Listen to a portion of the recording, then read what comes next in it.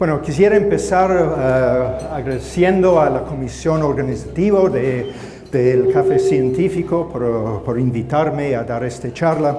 Como pueden escuchar, castellano no es mi primer lengua, entonces si tienen problemas en entenderme, por favor, me interrumpen para una repetición o una aclaración. Entonces, tal vez merece un poco de explicación porque un neurocientífico está hablando de un tema tan amplio como las adicciones y no la neurobiología de las adicciones. Y eso tiene una larga historia. Parte de eso estaba presentado por mi esposa, es decir, los viajes que hice en mi vida, y eso debido más que todo a ver si va a funcionar para mí, no, tampoco. Mis padres también vienen de Escocia, por eso nací en Aberdeen, pero ellos fueron a Asia como misioneros. Acá tenemos a mi... sí funciona, pero... Bien. En India y después en Hong Kong hicieron muchos trabajos ahí, se conocieron, aunque ambos vinieron de Escocia, se juntaron en India. Mi madre como cirujana estaba trabajando y mi padre como periodista con un interés particular en preguntas políticas y las guerras que estaban ocurriendo en la región en este momento. Bueno, luego, en ese momento, hubo muchos problemas de guerra en Asia, es decir, no solamente las consecuencias del fin de la Segunda Guerra Mundial, sino otros que estaban producidos por las consecuencias de esta guerra, en cual muchos estados pequeños, pueblos originarios, sacaron esta oportunidad para empezar revoluciones o guerras de liberación. Y entre esos hubo uno muy importante que era el país de Tibet. Y mi padre fue con un grupo de filmación, 3 personas, él y 2 amigos, llevaron cámaras y películas para filmar a un grupo de guerrilleros tibetanos luchando contra la invasión china, que fue parte de la presentación de 7 años en Tibet que filmaron acá arriba en Uspallata. Pero después de eso, en 1964, acá mi padre, sus 2 colegas hicieron otra película, otro documental que se llama The Opium Trail, el sendero del opio. Y ahí filmaron el narcotráfico desde lo que se llama el Triángulo Dorado, que voy a explicar un poco más adelante, a donde hicieron mucha producción de opio.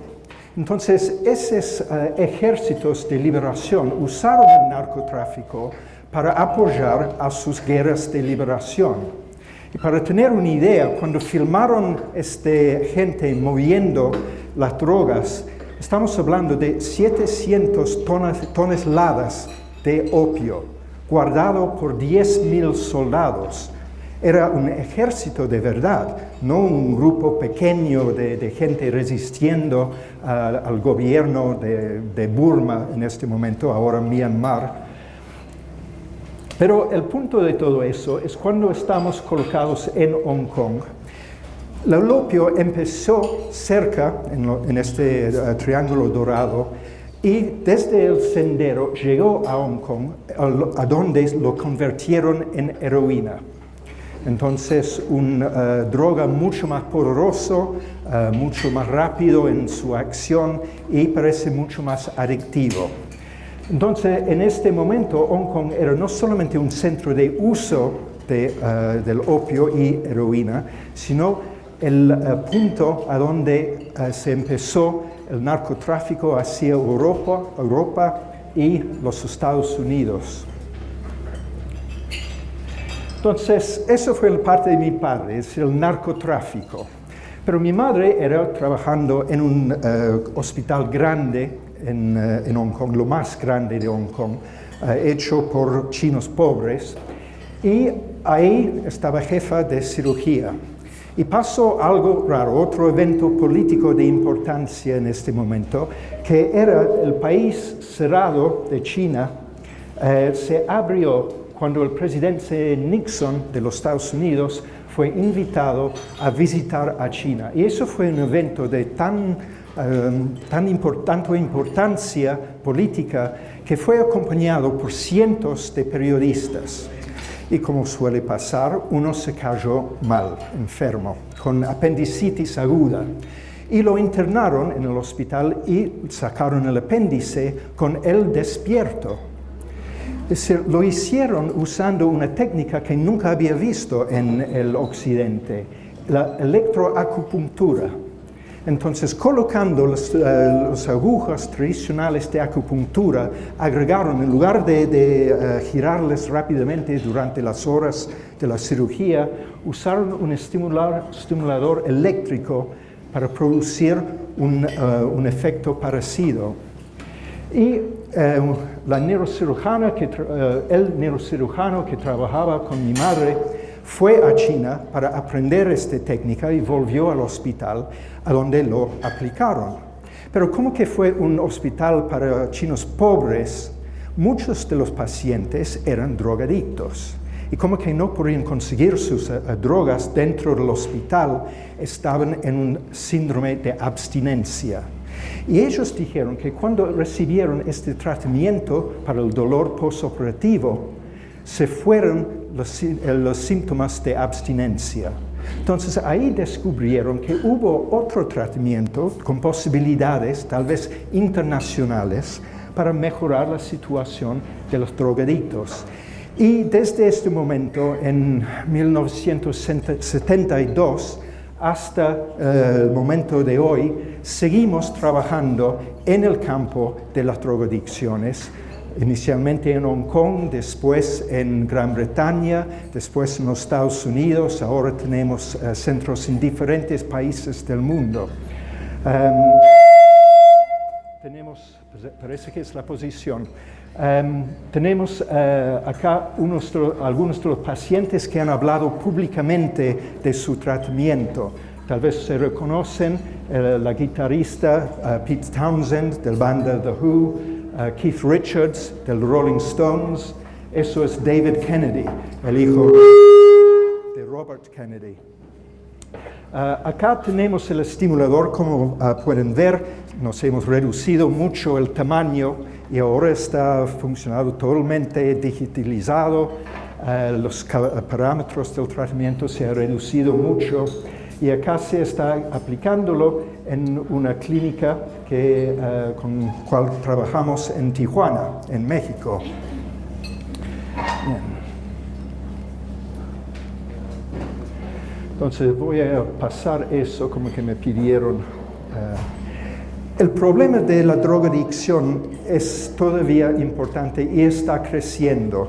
Esos son datos que hemos sacado de los estudios que estamos haciendo en los Estados Unidos para recibir la aprobación del FDA, la Administración Federal de las Drogas. Y los datos no son alentadores. Como pueden ver, dentro de los jóvenes, 15% informan de usar drogas ilegales, la mayoría opiáceas. Y esos son datos de 2008, perdóname.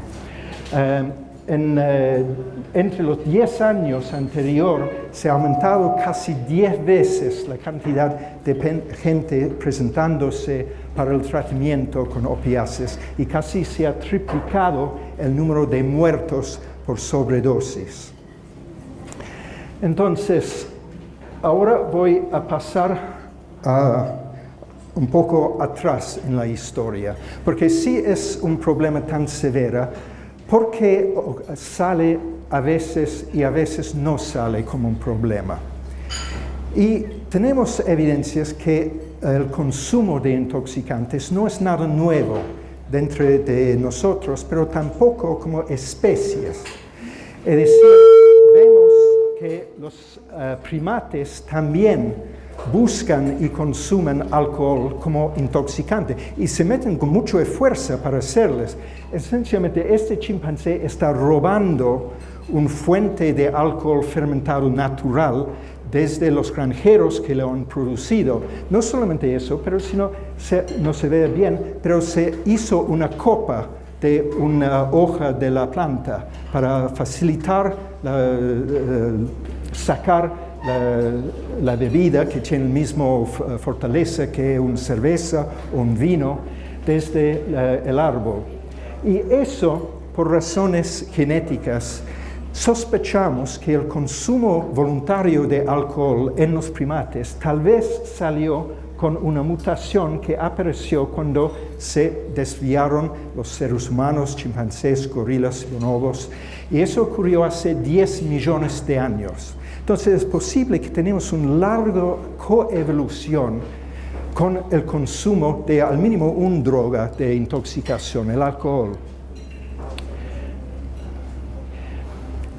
El otro que conocemos bien es el opio. Es decir, con muchos años de historia, y ahí se puede decir que el cultivo de alcohol se produce en diferentes partes del mundo, pero lo más importantes son precisamente el triángulo de oro marcado acá, que mencioné, y el crescente de oro, que es en el Medio Oriente, todavía importante en la producción en Afganistán, Irak y Pakistán. En la historia se puede decir que el cultivo del papaver somnífero, la planta que produce el opio, tenemos recuerdos de eso desde hace más que 3 milenios. Entonces, al mínimo por este tiempo hemos convivido con el consumo de un intoxicante más fuerte que el alcohol. También quisiera mencionar que en China se ha producido cannabis, marihuana, durante más que 2 milenios. Y hay un punto interesante acá. Ni opio ni marihuana eran problemas de consumo en la mayoría de la historia escrita de 4 milenios que tenemos en China. Es decir, el fenómeno grande que tuvieron en el siglo XX empezó más recientemente, hace un par de siglos. Entonces, no fue solamente la disponibilidad de la droga que causa problemas, pero ese que está asociado con otros factores. Y los que voy a mencionar son precisamente los factores que he mencionado de guerra, de revolución, de revuelta social.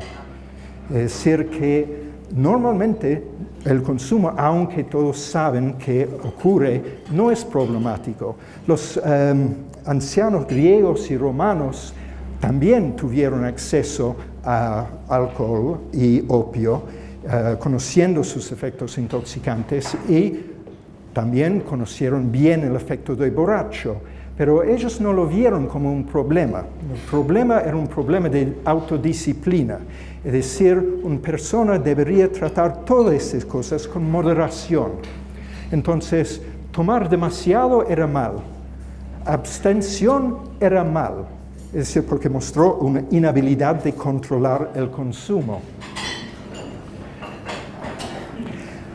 Quisiera seguir con China, y particularmente una historia que me parece que es poco conocido fuera de los historianos y los angloparlantes, que es la guerra o las guerras del opio y lo que los chinos llaman el siglo de la humillación nacional.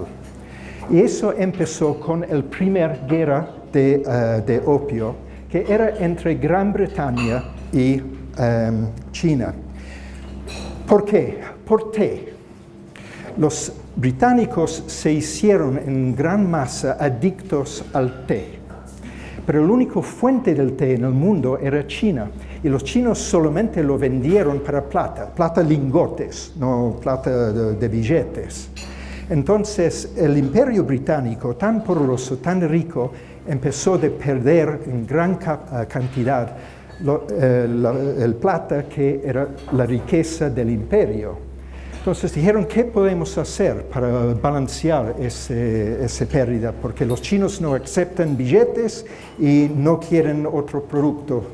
Entonces empezaron a producir y vender ilegalmente opio desde la India británica imperial. Entonces ahí empezaron el narcotráfico impuesto y alentado por el gobierno británico. No es siempre narcotraficantes que lo hacen. Entonces, es cierto, eso terminó porque los chinos rechazaron todo eso como una imposición imperial. Hubo una guerra, la primera en 1839, y los británicos lo ganaron fácilmente y forzaron a los chinos a ceder Hong Kong a Gran Bretaña en perpetuidad. Entonces, eso fue el origen de Hong Kong. Fue basado en el narcotráfico oficial. Hay mucha historia después de eso. Voy a saltar sobre eso para no poner demasiado tiempo en esta parte histórica.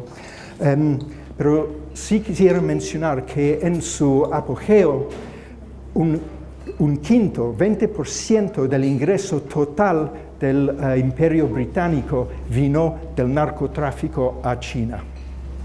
Era tan rico la cosa.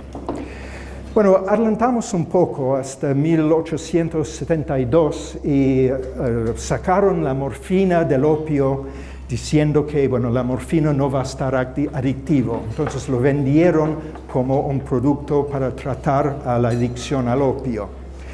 Eso causó muchos problemas porque usaron mucho morfina en la guerra civil americana, la guerra civil todavía más sangrienta de la historia. Entonces muchos de los soldados que recibieron heridos fueron tratados con morfina durante la guerra y terminaron la guerra como adictos y siguieron buscar y usando morfina. Pero eso fue visto como un problema de ellos, una tragedia, pero no un problema social. Y ahí empezaron a ver si hubo una forma de modificar la morfina y hacerlo no adictivo. ¿Qué encontraron? La heroína. Y acá se puede ver una propaganda del momento, cual vendieron heroína al lado de aspirina.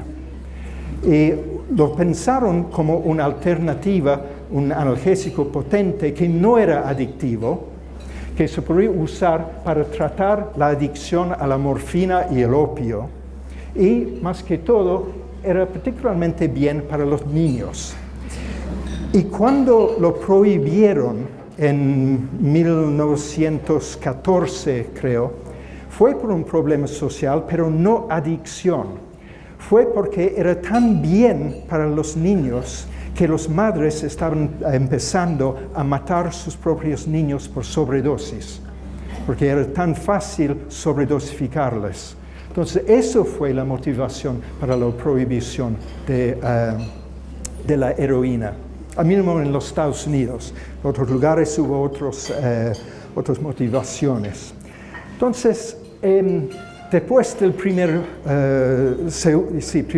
Guerra Mundial, hubo todavía más problemas con la adicción, como morfina y la guerra civil, pero esta vez con heroína, porque usaron mucho heroína y se reconocieron que realmente era un problema. Y luego de todo eso revuelto de drogas y guerras y imposición de gobiernos, llegamos eventualmente a la situación parecida a hoy.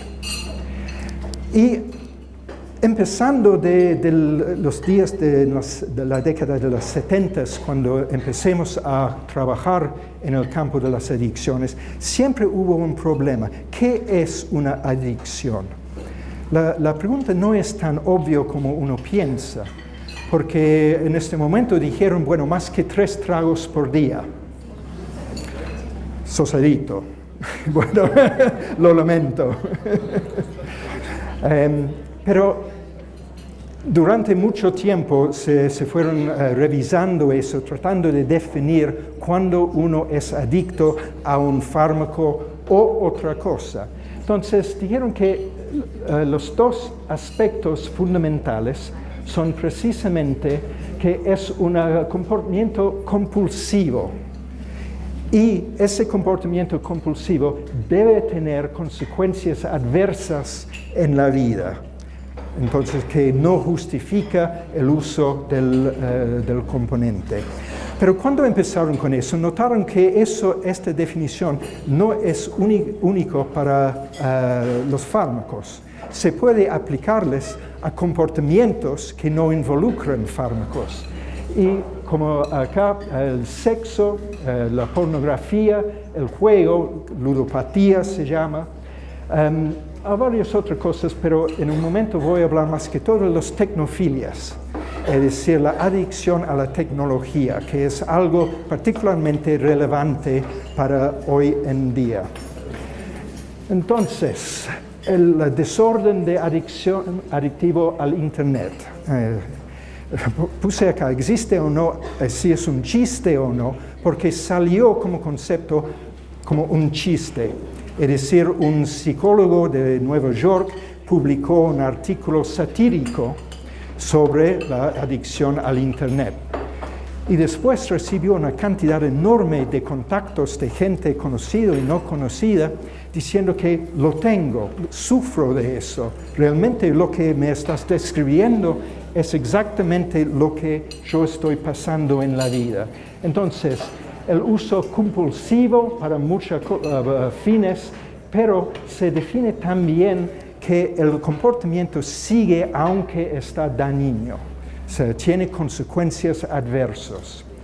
Y, como dije, eso viene del concepto de la adicción a las nuevas tecnologías, como concepto más amplio. Entonces, recientemente se han enfocado mucho en el uso, abuso de celulares. Y se publicó un libro sobre el tema que se llama el Glow Kids, simplemente por la pantalla. Hay todo un tema sobre el efecto de las pantallas y la luz intensa que emiten sobre el sistema visual y cómo eso afecta a la biología. No me voy a meter en eso. Simplemente quisiera decir que se ha descrito ese uso compulsivo de los celulares como la heroína digital o la cocaína electrónica. Y ese último viene del gobierno chino, que ha reconocido eso como una enfermedad y lo toman muy en serio, porque los chinos son adaptadores tempranos de nueva tecnología, entonces buscan todas esas cosas y tienen campos de rehabilitación para los chicos que se consideran adictos a la tecnología. Este gráfico abajo simplemente demuestra el aumento en el uso diario de diferentes medios digitales desde 2008 hacia 2015. Y se puede ver que casi se ha doblado durante estos años. Pero más que todo, eso no es igual. Es el verde que representa el uso de los celulares que está aumentando en manera tan importante, desde 10% a 50% en esa época de 7 años. Entonces se ha multiplicado 5 veces en este momento.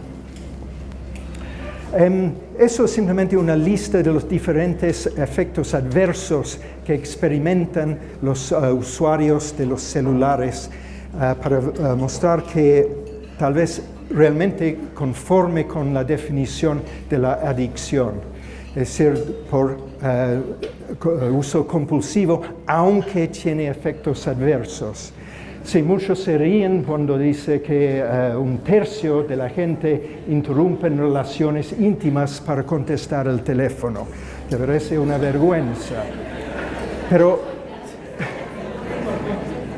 lo que yo noto como alguien involucrado en el tratamiento de las adicciones es que más que la mitad sufren un síndrome de abstinencia cuando pierden acceso al uso de su celular. Y más que la mitad también nunca apagan su celular. Entonces tienen una necesidad de estar siempre en contacto. Eso es una encuesta hecha en Gran Bretaña en 2010. Entonces puede ser que ahora es todavía peor. Bueno, ¿es a propósito o no? ¿Hay tecnotraficantes? Bueno, vamos a ver. Los grandes de Silicon Valley, es decir, este centro de tecnología en sur de San Francisco, cerca de Stanford, donde estudié 2 años, están preocupados, realmente preocupados. Este hombre, Roger McNamee, es uno de los inversores grandes iniciales en tanto Facebook como en Google. Entonces, un hombre riquísimo ahora, aunque no se escucha su nombre. Y eso es un comentario que hizo en una entrevista. Es decir, son buena gente que trabajan ahí, pero han hecho algo horroroso. Es decir, su creación es el monstruo de Frankenstein, que no pueden controlarlo y no van a controlarlo si no abandonan sus modelos de propaganda. ¿Qué son los modelos de propaganda? Es desde ahí que gana todo, porque nosotros no pagamos para el uso de Google o Facebook. Para el acceso al Internet sí, pero esos 2 servicios son gratis. Entonces, ¿cómo pueden ser? ¿Cómo pueden ser que esos son las dos de las compañías más grandes del mundo, más ricos del mundo, más ricos que muchos países? Es que ganan vendiendo información sobre nosotros. Y eso es el modelo que no pueden abandonar. Eso es un comentario de Justin Rosenstein, que inventó el botón like, me gusta. Y lo pongo acá, no solamente porque es una crítica de su propia invención, sino porque él es tan consciente del problema de la adicción, que cuando compró su último iPhone, negó conectarlo él mismo, lo dio a un compañero activarlo y activar los controles del padre y prohibirlo bajar apps y devolverlo. Entonces pasó la responsabilidad de su uso de su propio teléfono a otra persona, porque dijo que yo no puedo resistir. Si tengo acceso, lo voy a bajar, lo voy a instalar y lo voy a usar. Entonces, hay libros escritos precisamente cómo hacer tus apps adictivos. No es un accidente. Hay no solamente narcotraficantes, tecnotraficantes, hay gente que se especializan en agravar nuevos clientes.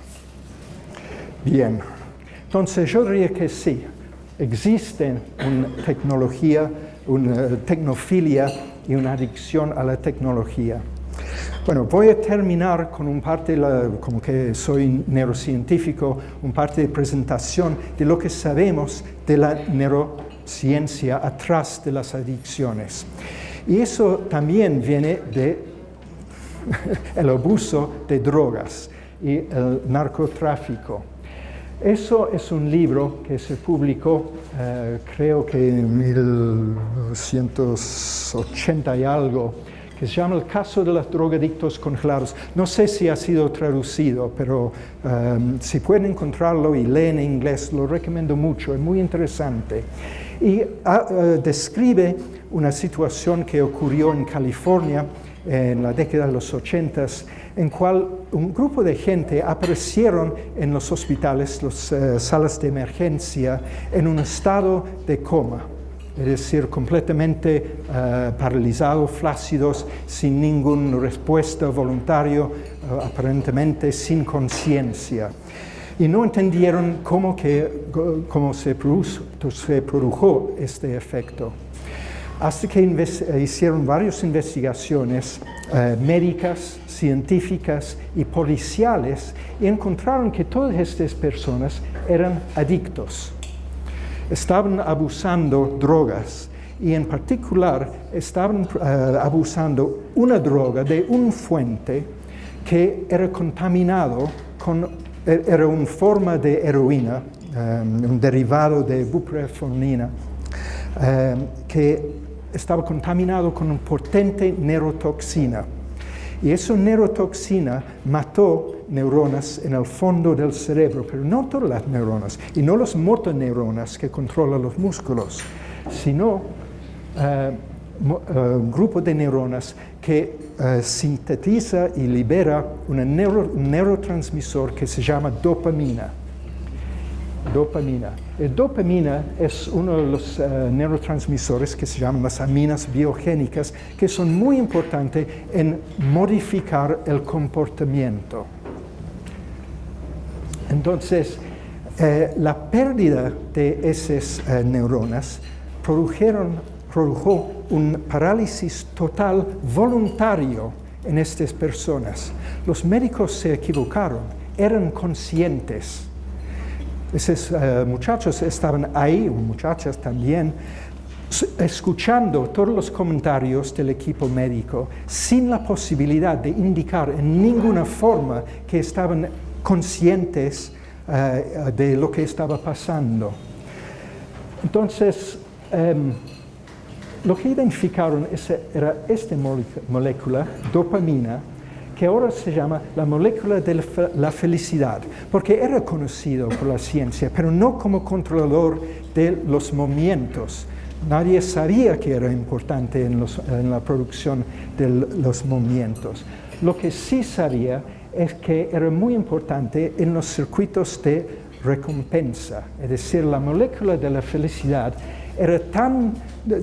dio una sensación de felicidad tan fuerte que en experimentos colocaron electrodos en el cerebro de ratas para estimular la liberación de ese neurotransmisor.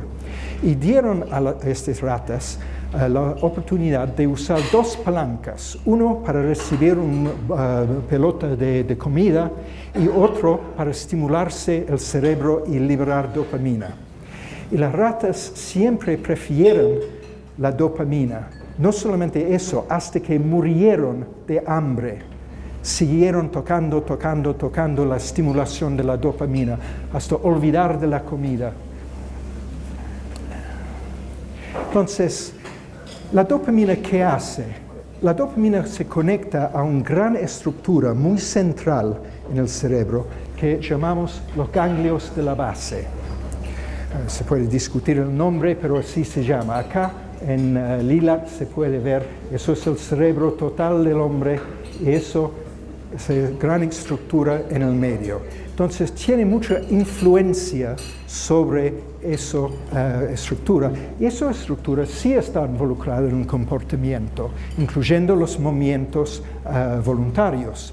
Cuando se pierde la influencia de dopamina, se produce el síndrome de Parkinson. ¿Han escuchado de eso? El síndrome de Parkinson es un problema hipokinético, es decir, que los que sufren de esta enfermedad tienen problemas en hacer movimientos voluntarios. Entonces, lo que sufrieron estos adictos era un parkinsonismo aguda extrema. Entonces, perdieron con la dopamina la habilidad de actuar. Pero, ¿qué importancia tiene eso? No sé cómo sacar eso. No es tan importante porque eso es muy complicado, pero fue la única versión que podría encontrar hoy para agregar, para explicar eso. El circuito que controla la producción de movimientos en los ganglios de la base, que depende de dopamina, no es el único circuito que existe. Hay circuitos en paralelo que controlan la parte motor, oculomotor, que es los movimientos de los ojos, prefrontal, que tiene que ver con las funciones ejecutivas, de memoria, de calculación matemática o de planificación. Entonces, por ejemplo, cuando está afectado este circuito, se produce el síndrome de Tourette. Este síndrome se conoce cuando uno pierde la capacidad de controlar los movimientos. Entonces es una enfermedad hipercinética. Pero finalmente también hay afectación límbica. El sistema límbico es la parte del sistema nervioso que trata de las emociones y las motivaciones. Entonces, cuando se afecta eso, se produce, por ejemplo, depresión. Y es interesante que alrededor de la mitad de los pacientes con Parkinson, que se considera una enfermedad motor, se presentan en el consultorio con problemas psicológicos, no de movimiento. Pero ahí también tenemos afectación que produce el síndrome de Tourette y el reconocido desorden obsesivo compulsivo. Pero ahí también tenemos evidencia, aunque desapareció acá abajo, que ahí está actuando la dopamina sobre las adicciones. Entonces, quisiera proponer un modelo alternativo que no está comprobado, pero sí muy estudiado. Es decir, que dentro de todas estas conexiones que llevamos en el cerebro, conectando estos ganglios de la base a todo lo que es la corteza cerebral, a todo lo que es el parte límbico y de integración neuroendocrino, el control de los movimientos y todo eso, la dopamina sirve para controlar la balance entre riesgo y beneficio.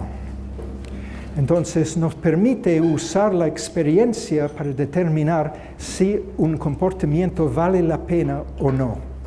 Y lo que hace las drogas de adicción es que no cambia este sistema, sino desvía el sistema hacia otro blanco.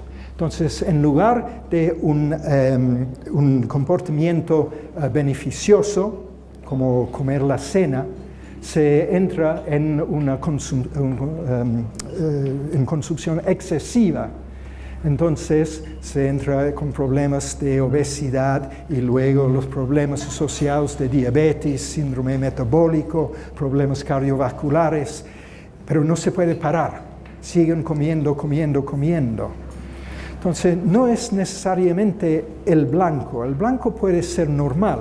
El uso de intoxicantes puede ser normal, hasta los chimpancés consideran que es normal. Es decir, lo que realmente tenemos es un problema mucho más amplio, es decir, ¿qué estamos haciendo?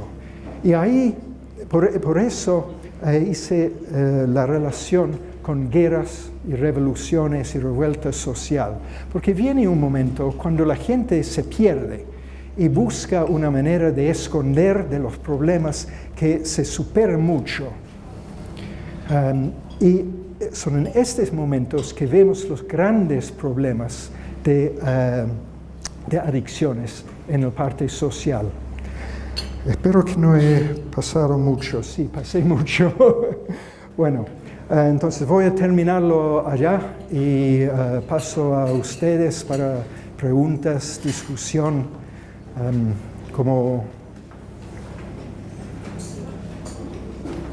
La gente levanta para hacer preguntas, vos lo pasás. Ok.